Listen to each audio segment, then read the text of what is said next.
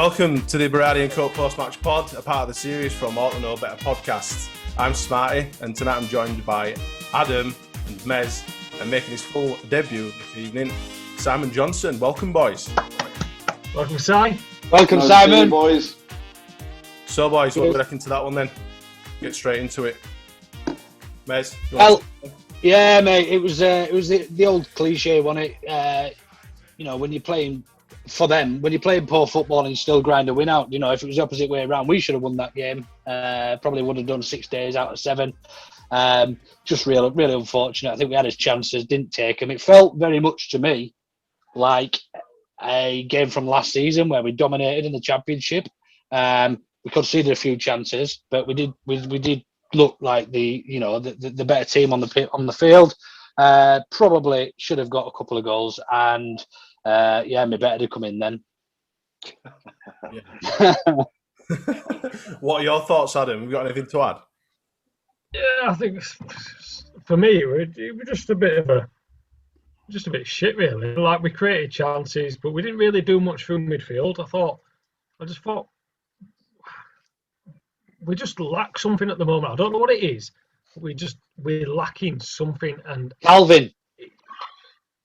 Well, probably. But do you know what? I was thinking this, right? And then when Pablo came on, he played so deep. Fuck it, play Pablo in that position. He's got the football brain. Why are we not thinking about that? Anyway, he's not defensive, is he? No, that's why he didn't play there. But it's the defensive bit that we seem to be lacking. That presence in the middle, I think. Somebody to sweep up. But also be able to see a pass. You know what I mean?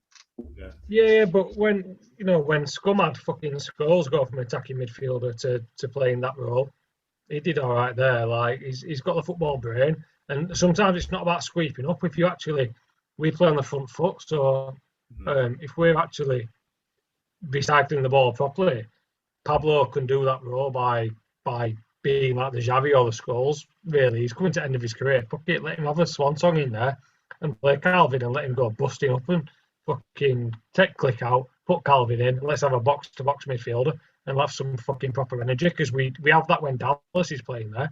We look so much better when Dallas is in centre mid. So let's have Calvin in there. And also, I think a big shout out for Tyler Roberts tonight. I thought he was fucking superb. Yeah. I think it was. He did really was well. Probably our best player tonight, wasn't he? 100%. Yeah. Well, I thought we created chances. We should have got a couple of goals. VAR decision was fucking nonsense. But you can't do it against a goal coming off bar and then off your keeper's head, can you? Like, it's just one of them. So. Yeah, well, unfortunately, yeah. Simon, got anything, mate? Yeah, to be fair, just to elaborate on what Ad was saying there, it's, for me, that won't be a bad shout. We put in Pablo. Sorry. No, sorry. Let me put this away. No, I think it's not a bad show, because I think the way Bielsa sets up anyway, emphasis is on in possession. Yeah, I mean, obviously they've got their own methods when they haven't got the ball, but just my opinion, I think his emphasis is in possession, and so having someone in that role that can get on the ball, because I looked at it tonight and I thought Klitsch and Shackleton, bless him, who worked really hard, they didn't have the bravery to get on the ball, and I think Pablo will bring that to the starting 11. I think it was a trick missed when Phillips ain't playing. We need someone to do that role and get us ticking. Yeah, I think you're right. I did notice that Click seemed to pull out of a couple of challenges, like a couple of 50-50s, where Calvin Phillips is going to go through you like a train. But yeah, I agree with you, Adam. I think Pablo in that role in the centre, because he can hold on to a ball, he can turn in a sixpence, can't he? He can really hold the ball. He's got a really good eye. I mean, we all know how good Pablo is. Good eye for a pass and all that sort of stuff. Yeah. So I think you're right. It's not a bad shout for a formation, mate. Have you ever considered going into football? Listen, I don't know what I'm talking about. Like, the thing is, though, you look at, it's easy, innit? You look at players who have, if you haven't got pace originally, which Pablo has never had, you're not going to lose it. You still got brain. We talk about players like Sheringham, Scholes, Gerrard when he dropped back. These are intelligent gigs, and I fucking hate that bastard. But Do you know what I mean? These are really intelligent footballers, and they can move into different positions because they're not the football brains there, and I think that's what we should be doing. I think Pablo should be in there. Shackleton should be nowhere near the first team. He needs to go out into Championship at the best, the bottom level of the Championship. He's going off on one. Probably He's off. Mad Adam's coming out on a Friday night. I've gone already. Before you snap your laptop over your knee, I just want to say that I think Shackleton did really well tonight. It was a big game for him to come and step up in, and I think he did really, really well. And we played a lot better with them two in the middle than having Struijk in the middle. Absolutely. That's I'd agree with that. But I'd agree. But he's not a central midfield. He's not the kind of player that's going to walk into the team. He's not going to make a difference, is he? Do you know what I mean? He's He'll do a job. He's good to have. He's a good lad to have off the bench, isn't he, Shackleton? He's always hungry and he wants to run with ball. He's not afraid to run forward. And when you're tiring in 80th minute or whatever, and you see a young Jamie Shackleton, a young fearless kid coming on ball, especially in midfield, who's not scared to get stuck in, thinking, "Fucking all these little lads, I'm going to have to start taking him out." That'd be the first thing. He's going. The thing is with Shackleton, what's his position? What is Shackleton? I don't get it. 2 seconds, Adam. Sorry. No, it's a bit harsh on him because he's only a young lad. He's a baby and you need time to progress and improve, and the only way he's going to do that is by getting little stints in the team from time to time. Agreed. So it's important that he gets this time because I think potentially he could get to the level where he becomes a regular. But similar to what Pep's done with what's his face with Foden over at Man City, people saying he should be playing. But he knew exactly what he was doing with him. He was just waiting for that right time. I feel like Shackleton should be sort of just managed the same way. Just keep reading him in. Go on. Just on that, do you think Shackleton's got the ability to be a Leeds United first team regular from what you've seen? From what I've seen, there's definitely room for improvement. Obviously, he looked a little bit lost tonight. I thought the physicality was way too much for him. But he'll get away with that. I'm not a fan of people saying he's too small. He's got the ability. He's got the ability. He just needs experience, and the only way I think he's great to watch. Yeah. I think he's fantastic. Yeah. I like watching him. He sort of skates around the pitch, doesn't he? You know, he gets to where he needs to be. He does his job, albeit he's not Calvin Phillips. He's not going to do a Calvin Phillips job, but he did all right. I just thought he could have been a touch braver in wanting to get on the ball because sometimes tonight, especially when fullbacks had the ball, they're looking for just that centre midfielder what Calvin usually does, and that pass isn't there. Well, it is, but they're just not. They're making a run into that area, but they don't really want it. It's just a little pretend run, I call it. And I think that happened a lot tonight. Simon, in your experience, if you've ever played like with a young lad, a young kid that's maybe come into a team, as a seasoned professional, are you a little bit hesitant to give him as much exposure or as much ball? Maybe trying to help him out by shielding him a little bit, or is that not an element of your game? Or it depends what type of youngsters coming into the team, because there'll be players, the first team regulars will in the head already have an opinion on your level. Yeah. And if they don't think your level is ready for the first team, they're not going to have that trust in you. So sometimes they'll miss you out when sometimes they should be using you. Yeah. But I would say probably this is the majority of the time. The first teamers want to help the young lads out as much as possible, but it's not always the case. No. Well, like I said, if the more exposure he gets, like you say, Phil Foden's a prime example, isn't he? I suppose we saw him in bits over the first couple of seasons that he were getting into the first team, and then now he's just rocketed. He's taken off. He's one of the best bloody players in the league. Same as Curtis Jones at Liverpool, to be fair, as well. Curtis Jones is coming up. For example. Good player. Right then, chaps, shall we look to get a guest on? Why not? Let's have him. Welcome, Brogues. Hello. How are you this evening? How did you enjoy the game? It's like deja vu, innit? From home fixture. Yeah, I suppose. Yeah, you could be right. Yeah, it wasn't there. I think we played a little bit better this game, though. I think we were a little bit more controlled. It was a little bit more free flowing. definitely. I think we had the better chances. Definitely had the better chances. You know, Coops heads it straight at the keeper. They go straight and score. It's just sums up Leeds United in 30 seconds, really, doesn't it? Yeah, and then they go and score at the end. A quality goal as well. I'm sure it'll be a goal of the season contender, that one, won't it? Did you have any standout performances from any of our team or any of the Wolves team at all? For me, Rafinha, it's just like a broken record with him, really, isn't it? I just think how we've brought in a player of that quality, that calibre. I think two top wingers going against each other today. I thought Neto for them. 20 years old, I can't get my head around it. Younger than you, Brogs. I know. Look what I'm doing with my life. Don't give any ages away on this podcast. Be careful. 21. Thanks for that, Luke. How old are you? Who, me or Simon? You?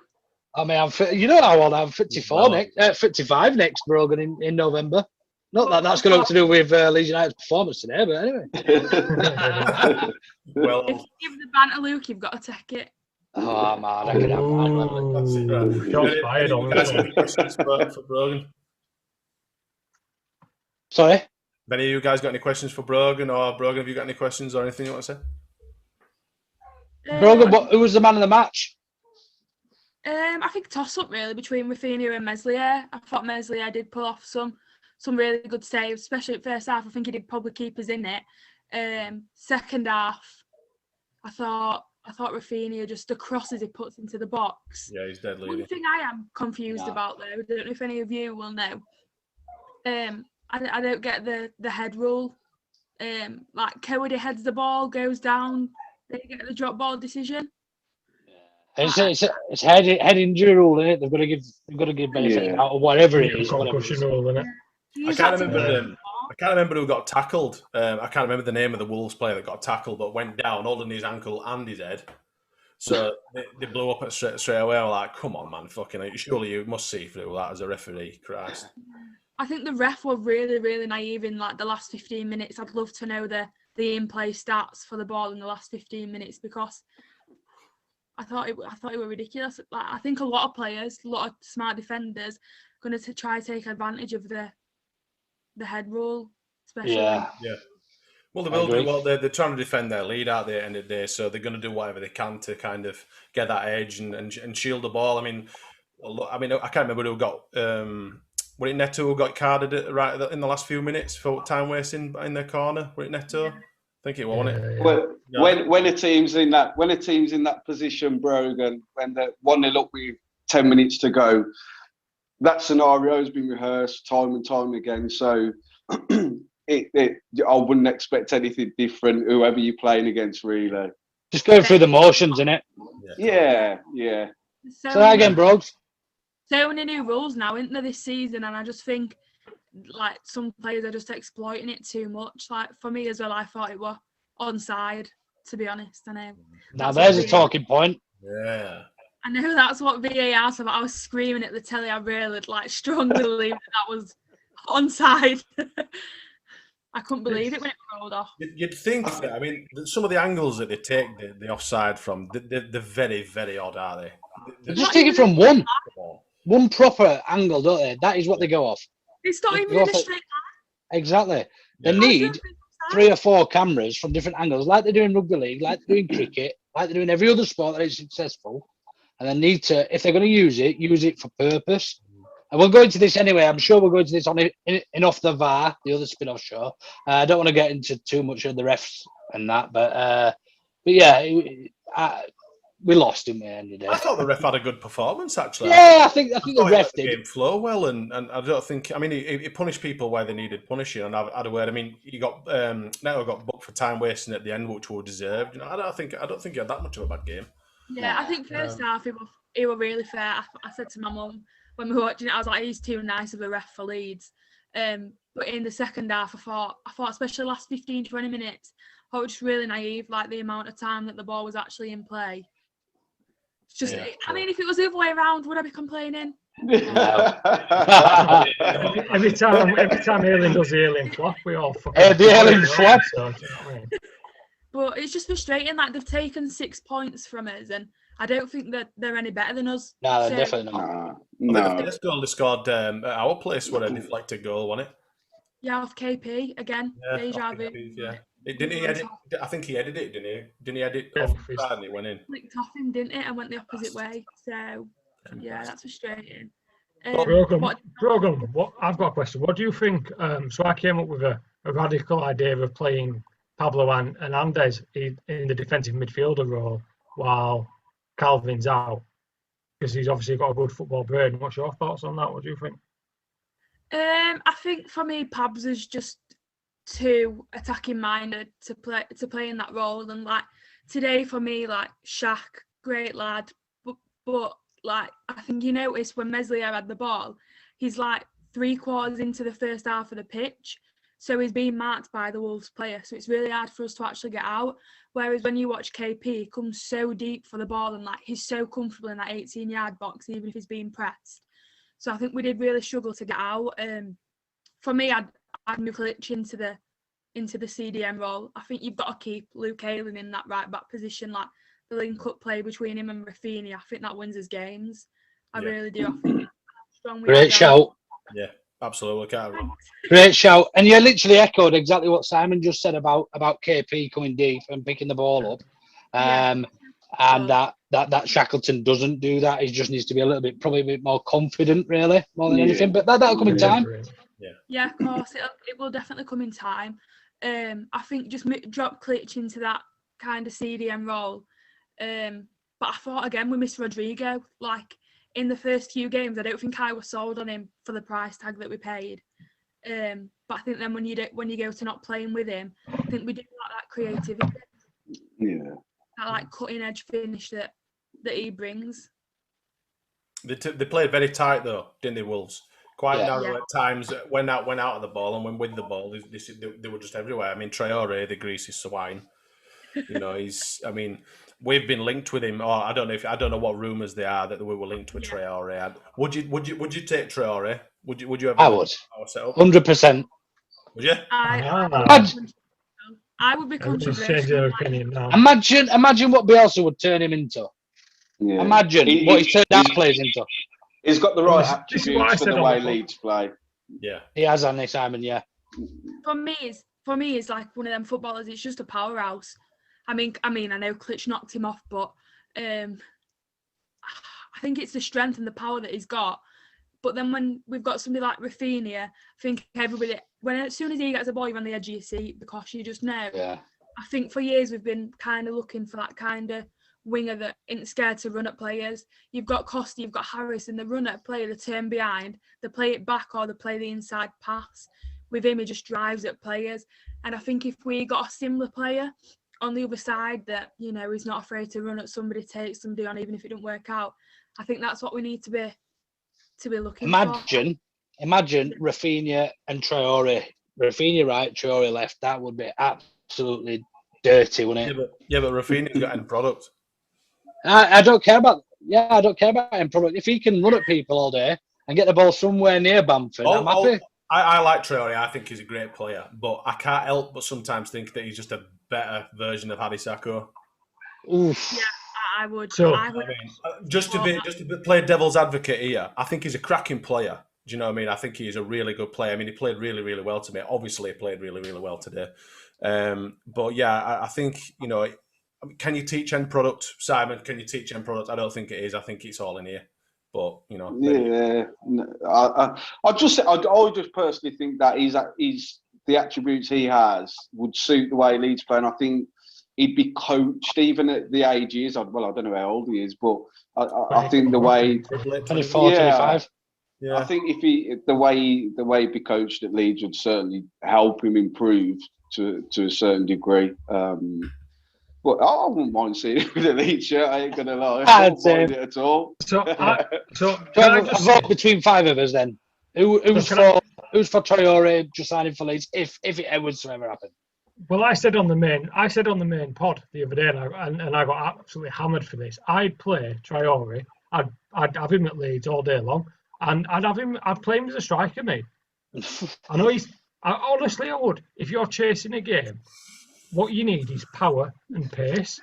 It's a different. Somebody mute Mad Adam.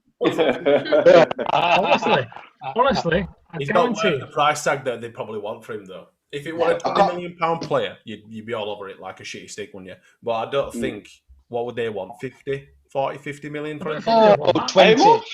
20. 90, didn't they, when Liverpool You was tell second? me. You tell me. He's 20, 17 maybe? Already.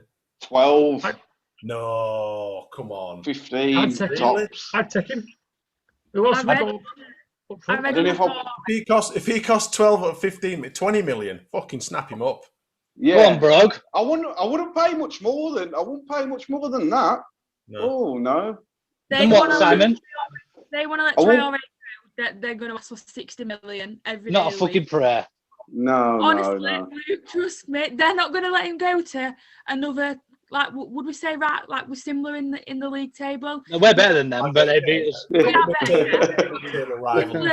In the league position, you think they're going to let him go? It's like Ben White. And they're going to give us him for 12 million. Oh, stop crying about Ben White, you, and clear off. On that note, let's get the Wolves lad on. I always cry. Rogan, Thanks very much for joining us anyway.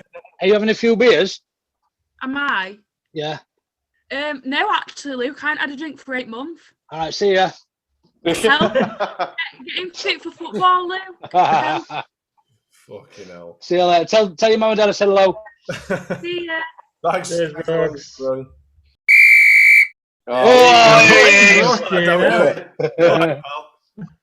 right. How you doing? I'm alright, man. Yeah, you got beers? Yeah, I did them. Actually, you can't really answer that in front of Sam, can you? Need to be careful. What do you think to the game then, mate? What do you think? We didn't play well, to be fair. Who did? Wolves? You mad? Do you reckon you deserve 3 points from that? Yeah. What? He's not having it. 100%. Why, Cor? Why? We dominated you. What? Fucking. Who is this boy? This is what it's all about. Where have you found this guy, Simon? All over this shit. Who is this? Is this a Honestly, left back or something? Fuck He's me. so biased. It's unbelievable. This is awful. So biased. I think Wolves played well. They did play well. I think Leeds played equally as well. They were very, very unlucky, and I think Wolves, especially keeper, whatever the fuck he's called, had a really, really good game. Oh, Patricio. That's him. But yeah, I wouldn't say dominated.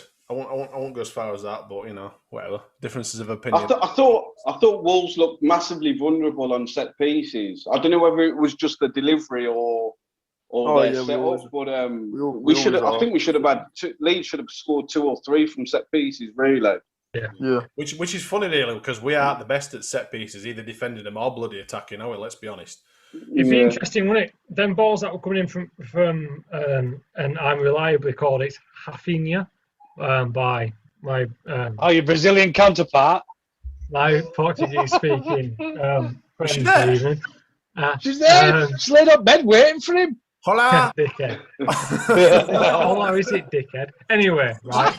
So he's Rafinha, and it'd be interesting to see if Llorente or Koch or a decent centre back what they'd have done with them balls in, because they were unplayable, them balls from Rafinha.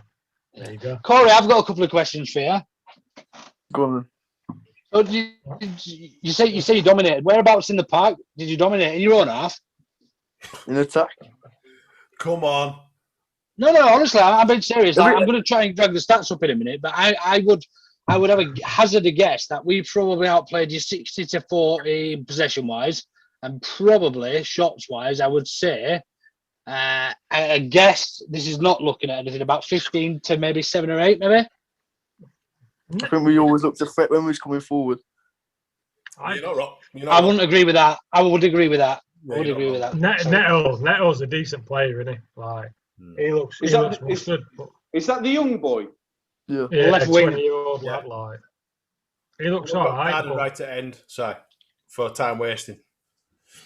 Did you see Struick bounce off Traore as well when he went to tackle him? He's a fucking monster, isn't he? Yeah. And that is why Leeds need to buy him and plays him as centre forward. What do you reckon to that, Corey? Do you reckon Traore to Leeds is a good move? Not happening. Fuck off, you're not taking us players. What position do you play, Corey? Winger. Winger. Yeah. Got good feet. That's how I have you. What would Simon say? Go on, Si, what's he like? I don't Got know. work to do. Very, very quick. Very quick. He's just got work to do. And he's understanding. Conservative. Brush up technically, and he'll be all right. So Corey, if you were a Leeds fan watching that game, how would you adjudicate? What would your feedback be to the Leeds team? I mean, you play well. You was unlucky. Just unlucky. I just think we had some better chances. Yeah. Do you don't think the fact that the post, the bar, the keeper about 17 times, you don't think we deserve to win that? Yeah, but do you deserve to win it? No, you don't. Absolutely not. We didn't score enough goals. Play devil's advocate here. Obviously, I'm a league, but we didn't deserve to win it because we didn't fucking score. Yeah, absolutely. At the end of the day, the goals matter. We did, but the referee was VAR fucked us, didn't it? So, well, that's that. End of the day, you're not going to hear Marcelo complain about it, are you? So, it's one of them things. And I think this is the beauty in it now with Leeds United. I think this is the beauty of with certain factions of our fans now is that the majority of us are now bought into this like Marcelo Bielsa's way as fans as well, and we don't bitch about it and we don't complain. We just go, do you know what? It weren't our fucking day, but we'll probably beat Southampton. Like, and if we don't, then we'll beat next game. You know what I mean? We're not panicking any point because what we're doing, we have a philosophy as a team and we have a like almost like a mantra as fans now. The proper fans, I think, and I'm not saying proper fans because you go to games and you buy alt shirts and all that, but people who understand football now, who are Leeds fans, we're all getting behind it because it's not about, it's about winning, but if we don't win, it's not the end of the fucking world. We're playing above our station and we're performing. We're not playing above our station. We deserve to be not playing above a station. We're doing a lot better than people probably expected. It's probably the best way to put it. Yeah. Corey, is there any players in the Leeds team that you'd like to see at Wolves? Bamford. Really? That's he's quality. We'll swap him for Jimenez. We'll wait for him to get healed. Well, yeah, when he's head's bad. I was hoping for Fabio Silva. No, we don't want that. Stupid. We got too many stupid haircuts in this thing. Yeah, you're not going to get Fabio Silva in on this podcast, mate. There's follically challenged people left, right, and centre. Whoa, sweet child of mine. No, Fabio, he'll be a good player. Is he record signing, Fabio Silva? Yeah. He's only 18, isn't it? How old is he? 18. 18. Is he? He's class on champ manager. Yeah, he's sound. It's when you've got long hair. It's when you've got long hair. You see, you look a lot younger.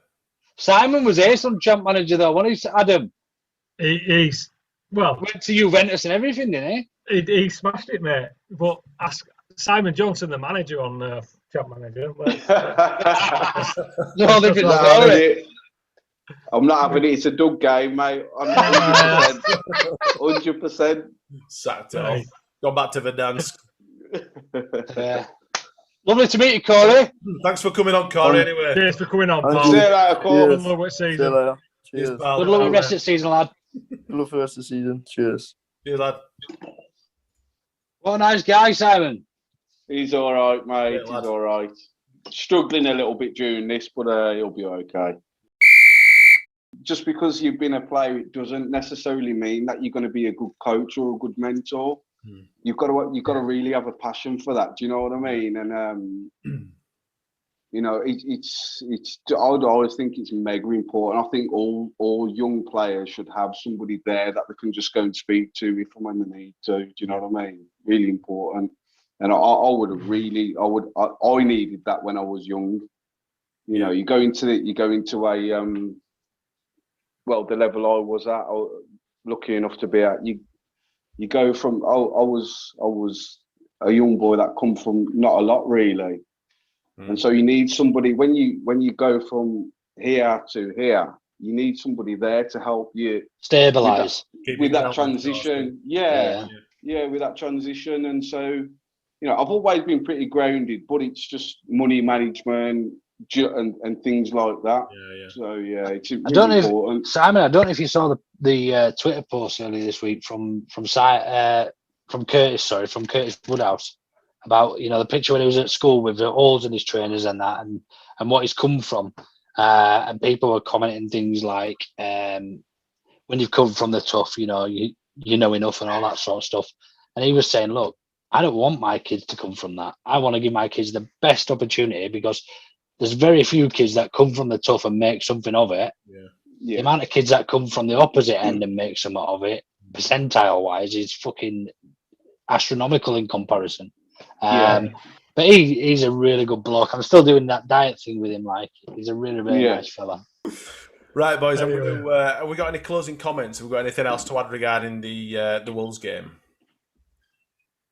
I just shit on it really from Leeds. I don't know. Yeah, I don't think it was. I enjoyed it. We lost the game, but I enjoyed it. And what we've got to remember is we keep harking back to these fucking podcasts. So we are in the Premier League. We're in a safe position. Hopefully, not only are we in the Premier League, James. Not only are we in the Premier League, it's our first season back in the Premier League. We've got to enjoy games like this. It's better than watching Burnley versus Watford and all that sort of truffle. Do you know what? It's entertaining. I'm going to give my honest opinion. Like, obviously, I know Ad and I know Ad and Luke. I told them on the pod that I've got love for both West Brom and Leeds. But this year, I've been so drawn to Leeds. It's like more than I ever have. And I think what we've got to, like what you guys have said, what we've got to realise is that it's us first year back, and we're so exciting. It's like, for me, and I'd much rather go and watch a Leeds game than watch West Brom with 11 men behind the ball at all times. Yeah. Do you know what I mean? Trying to nick a draw. Try to nick a draw. They go out. They've got an amazing level of belief. They can play with freedom. They leave spaces all over the shop because the play's so expansive. And it's, for me, it's just brilliant. I think they deserve so much credit. It's unbelievable. And like I said, we're safe. There's no worries. We're good to go, man. And let's see if we can try and recruit quite clever. Well said, Simon. Season. Yeah. Well said. This is why you're here, Si. I think he echoes every Leeds fan's thoughts and hopes. Do you know what I mean? Like, we couldn't have, like, as soon as we got promoted, snap your hand off, wouldn't you? Say, right, we're in 11th position with what, 15 games left? You'd just absolutely snap somebody's hand off at that. Yeah. I said we finished top 10. Start of the season, I said we finished top 10. I was similar to you. I said mid-table. I wasn't necessarily as as fans, we get a little bit greedy from time to time, don't we? We get a little bit greedy, but I mean, I wasn't saying that we're going to get fucking Champions League football like a few idiots. Oh, fucking hell, we're playing Messi next season, lads. No, we won't. We'll be lucky to stay in league. Well, not lucky, but we'll do well to stay in league or whatever. And I think we've done it convincingly. I think we play well. I think we play good football, and it's entertaining. And like you say, it's good to watch. Yeah, just to echo what I said earlier about Curtis. He says he only watches two football teams in the whole of the Premier League. One of them being Man City and the other one being Leeds United, because they are the most entertaining footballers in the league. Yeah. I'd rather be an entertaining footballer that finishes mid-table every season than a boring football team that finishes second or third and maybe scrapes into Europe and gets hammered by Rangers. The thing is, like, when you I don't mean to offend like people West Brom, like the teams that are at the lower end. You know what you're gonna get. They're going to play defensive. They're probably not going to get the balls out and think, "Fuck this, we're gonna crack on. We're gonna take Liverpool, go and talk." You know what you're getting with Leeds, don't you? But the thing is, you can guarantee every single team that Leeds face will be on the back foot because they don't know whether they're going to win 6-0 or get dicked 6-0. Exactly. Yeah. With that unpredictable, and that's what's beautiful about it, and that's what I really, really enjoy about it.